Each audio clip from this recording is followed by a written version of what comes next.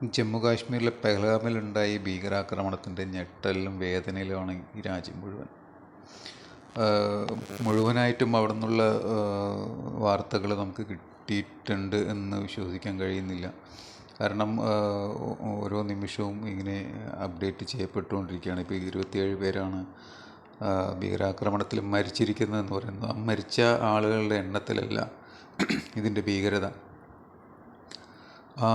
അവരെല്ലാം മരിച്ചവരെല്ലാം അവരുടെ ബന്ധുക്കളുടെ ഭാര്യയുടെ അല്ലെങ്കിൽ മക്കളുടെ കൊച്ചുമക്കളുടെ മുമ്പിലാണ് വെടിയേറ്റ് മരിച്ചിരിക്കുന്നത്. നോക്കൂ, അത് കണ്ടു നിന്ന കുടുംബാംഗങ്ങളുടെ മാനസികാവസ്ഥ അത് തന്നെയല്ലേ ഇപ്പോൾ നമ്മൾ അനുഭവിച്ചുകൊണ്ടിരിക്കുന്നത്. മാക്സിമം ആളുകളെ കൊന്നൊടുക്കുക എന്നുള്ള ഉദ്ദേശത്തോടെ എല്ലാവരും വന്നിട്ടുള്ളത്. അങ്ങനെയാണെങ്കിൽ ഈ മാറ്റി നിർത്തപ്പെട്ട ഈ ഫാമിലി ഉൾപ്പെടെ എല്ലാവരെയും കൊല്ലണ്ടല്ലേ? അവർ ആ മനസ്സുകളിലും വിതച്ചിട്ടുള്ള ആ ഭയം ഇന്ത്യ മുഴുവൻ കാണണം, അല്ലെങ്കിൽ ഇന്ത്യ മുഴുവൻ പടരണം എന്നുള്ള ഉദ്ദേശത്തിലാണ് ഇവർ ചെയ്തിട്ടുള്ളത്. അത് ഒരു പരിധിവരെ അവർ വിജയിച്ചിട്ടുണ്ട്. പക്ഷേ ആ ഭയം ഞങ്ങളെ തിരിച്ചടിക്കുള്ള ഊർജ്ജമാക്കി മാറ്റും എന്ന് ഓരോ ഇന്ത്യക്കാരനും ശപഥം ചെയ്യുന്നൊരു നിമിഷത്തിലൂടെയാണ് ഇപ്പോൾ കടന്നുപോയിക്കൊണ്ടിരിക്കുന്നത്. ആ തോണിയിൽ യാത്ര ചെയ്തുകൊണ്ടുള്ളൊരു വീഡിയോ നമ്മൾ കണ്ടിരുന്നു, കർണാടക സ്വദേശികളുടെ. ആ ഭർത്താവിനെ വെടിവെച്ച് കൊന്ന സമയത്ത് അയാളുടെ ഭാര്യ പറഞ്ഞിട്ടുണ്ട്, എന്നെയും കൂടെ കൊല്ലുമെന്ന് പറയുമ്പോൾ ആ ഭീകരർ പറഞ്ഞതാണ് അത്രേ, നിങ്ങൾ മോദിയോട് ചെന്ന് പറയാൻ. മോദി മാത്രമല്ല ഇത് കേട്ടിട്ടുള്ളത്, ഓരോ ഇന്ത്യക്കാരനും കേട്ടിട്ടുണ്ട്. അത് നിങ്ങൾക്ക് എങ്ങനെയാണ് തിരിച്ചടിയായിട്ട് മാറുക എന്ന് നിങ്ങൾ ഉദ്ദേശിക്കുന്ന തിരിച്ചടി നിങ്ങൾ ഉദ്ദേശിക്കുന്നുണ്ടാവുമല്ലോ, അതിൻ്റെ ഒരു 1000 മടങ്ങ് നിങ്ങൾക്ക് തിരിച്ചു തരാൻ വേണ്ടി ഞങ്ങൾ തയ്യാറെടുത്തുകൊണ്ടിരിക്കുകയാണ് ഓരോ ഇന്ത്യക്കാരനും. അത് അമിത്ഷാ ആയാലും മോദി ആയാലും രാജ്നാഥ് സിംഗ് ആയാലും നമ്മുടെ ഭാരത സർക്കാർ അതിന് പൂർണ്ണ സജ്ജരാണ്.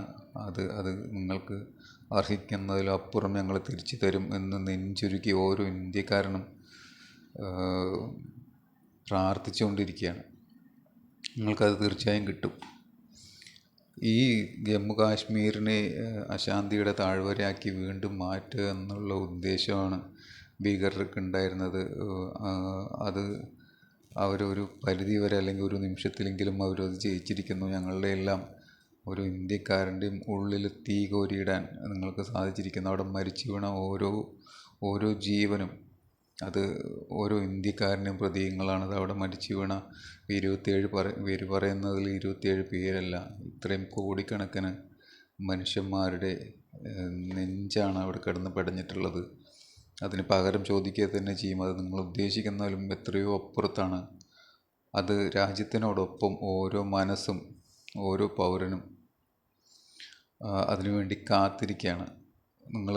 നിങ്ങൾ കാത്തിരുന്ന് കണ്ടോളൂ ഞങ്ങൾ എന്താണ് ചെയ്യാൻ പോകുന്നതെന്ന്.